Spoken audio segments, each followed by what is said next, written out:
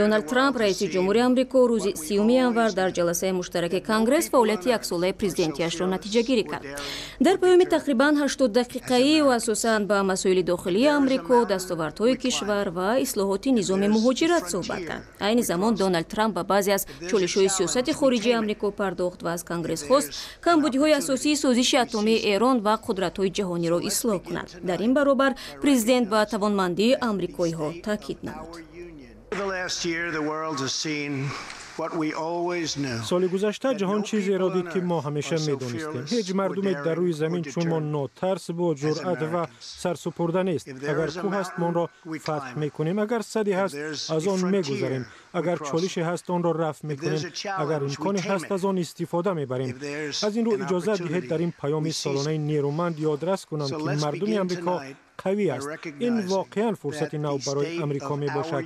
پیش از این هیچگاه چنین آغاز خوبی برای رسیدن به آرزوی آمریکایی وجود نداشت. خلاص هر شهروندی که حاضر ما را می‌بیند نابسته از آن که کجا هست یا از کجا آمده است، این فرصت برای شماست. اگر سخت کار میکنید، به خود باور دارید، به آمریکا باور دارید، پس میتوانید هر آرزو کنید. هر کس که خواهید بشوید و ما همراه به همه چیز نائل میشویم.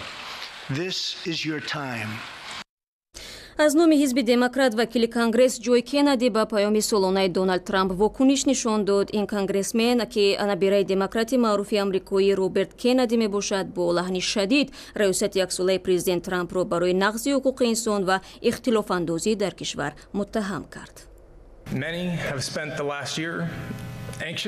بسیاری ها سال گذشته را نگران و هراسان سپری کردند. ما احساس داریم که کشور پراکنده است. بعضی آمریکایی ها شکوه دارند که آنها را کنار گذاشته و یا فراموش کردند. های مردم، ما می توانیم به سر و سامانی ها، حزبگرایی و یا سیاست بازی های سال گذشته را نادیده گیریم، ولی مشکل بزرگتر از آن است. مأموریت پرزیدنت نه تنها قانون های را که ما را حمایت می کنند، بلکه همان ایده های را که از ما حمایت می کنند هدف قرار داده است. تفسیرات پیام سالانه پرزیدنت آمریکا و واکنش‌ها با آن در داخل و خارج را می‌توانید در سامانه ما www.azadi.org پیدا کنید.